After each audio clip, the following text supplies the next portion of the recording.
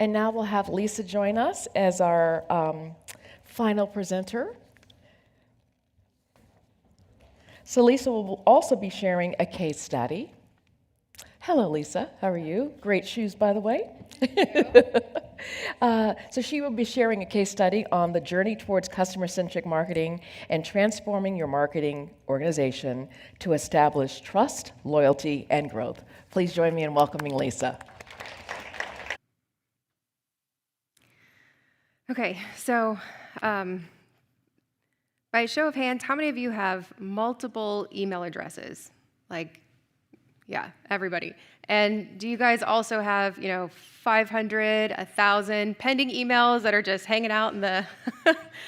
Exactly. It's an overload. And it's funny, one of my best friends and I, we talk about just trying to clean that up and trying to organize it. We try to find all these different systems on YouTube. And, by the end of the, we'll clean it up, delete everything, and all of a sudden, 30 minutes later, our inbox is back to 500 plus emails again.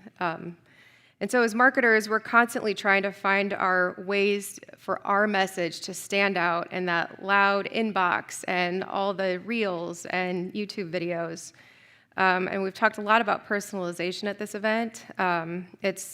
It's not just using someone's name. It's about understanding the journey they're on and positioning your solutions as a way to help them succeed.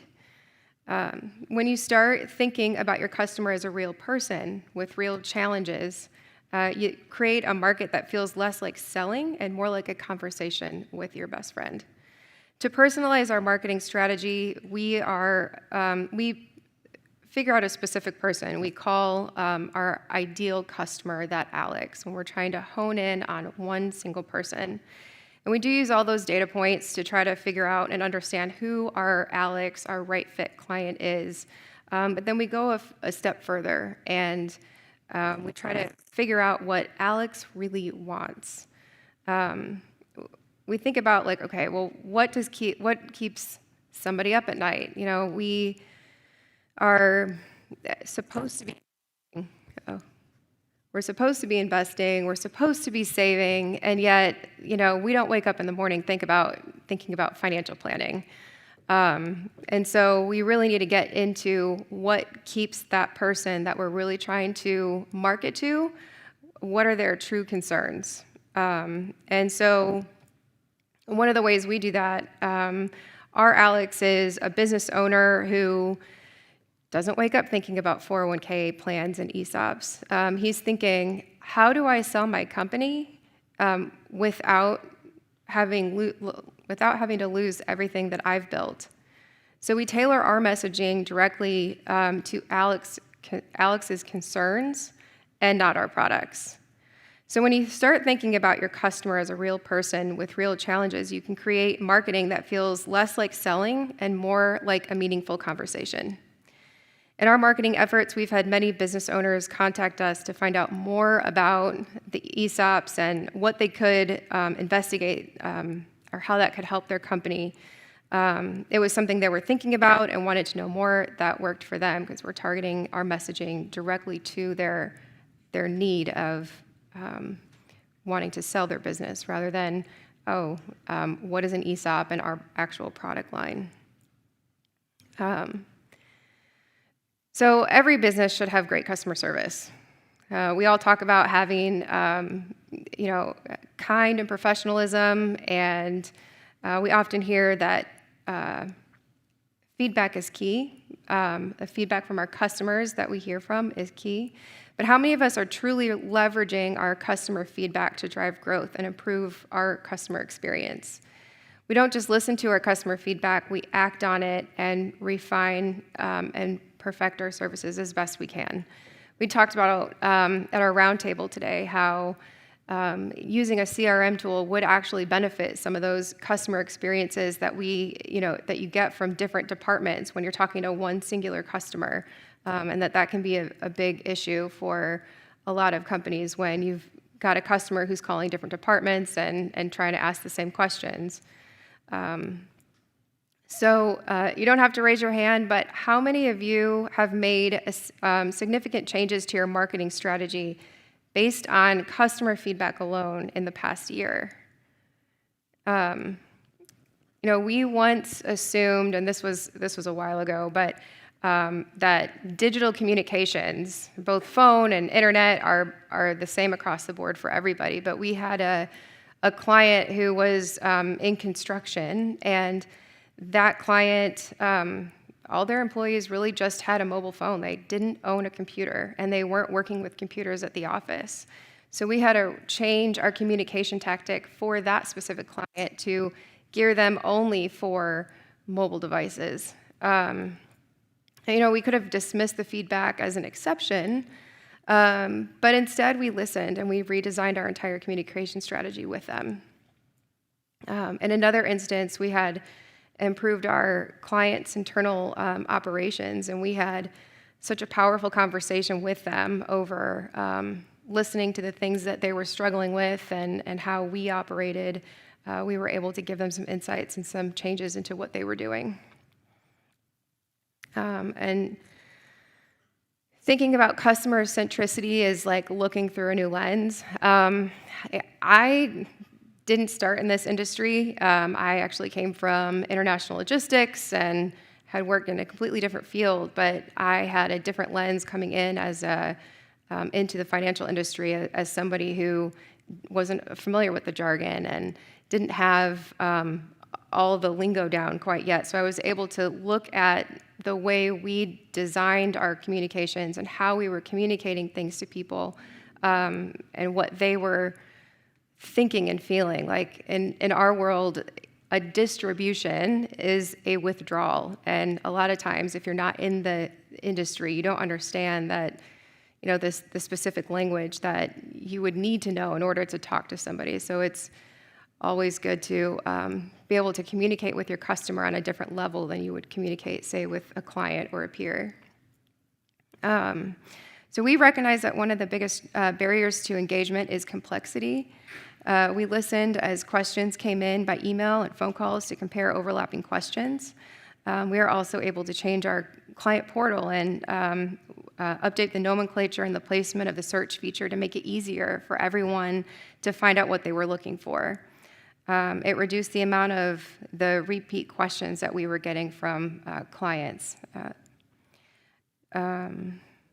So we also created online documents and web forms for all types of the withdrawals that we were doing. So we have able to iron out all those places where people were getting confused on certain things, and we were also making it interactive for them so that they were only having to complete the things that was necessary for them and specific to them versus, sometimes you see these paper forms and it has all the information on there and the participant has to figure out, okay, well, does this apply to me? Does this not apply to me? And it gets confusing. So we've streamlined that to make it interactive. And then customer centricity is about, building trust, like over the long term. It's not built overnight, for sure. It's crucial in the financial services world where clients are entrusting us with their future, their retirement, and even their entire business. I want to dive into how we, as marketers, can not only build trust, but make it a cornerstone of the long-term relationships that drive growth. So if we think about it, financial services are unlike buying a product on Amazon or signing up for a subscription. The stakes are much higher, and customers aren't looking for convenience. They're looking for stability and reliability, and most importantly, someone they can trust with their financial well-being. We've recently gained several new customers, not because of aggressive sales tactics or clever ads, but because existing clients had recommended us. We've been working with clients for a long time, and through the trust that we've built in our communications with them, they have referred a lot of business to us. There we go.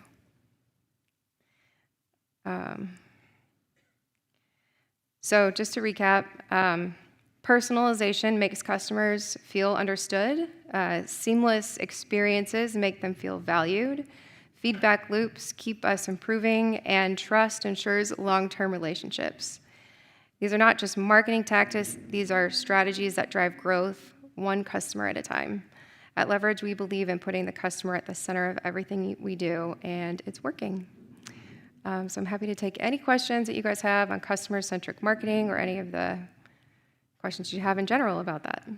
Yes. Share a campaign, not giving any names, but can you share a client profile, like one that you're really proud of, that's been your most successful? Or Yes, thank you. Okay. So a campaign we did for a client was, it was about ESOPs. So ESOP is an employee ownership plan, employee-sponsored ownership plan. And for a business owner, business owners tend to, they're stuck in the day-to-day. They're busy running their business, hiring employees, they're working on growth, and they don't think about their exit strategy. And sometimes at one point in their career, they think, oh my gosh, what am I gonna do with this when I retire? Or, a lot of times owners don't want to retire, don't think about retiring. So our Alex, so to speak, was the business owner who is waking up thinking, oh my gosh, what am I going to do with this business, when I retire? And so we did that marketing campaign, and we got a lot of traction. A lot of people were like, oh my gosh, I hadn't thought about it that way, and I want to learn more about an ESOP and if that's the right trajectory for us to move forward with.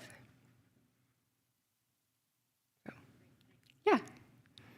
Any other questions? Nope. Okay, well, thank you.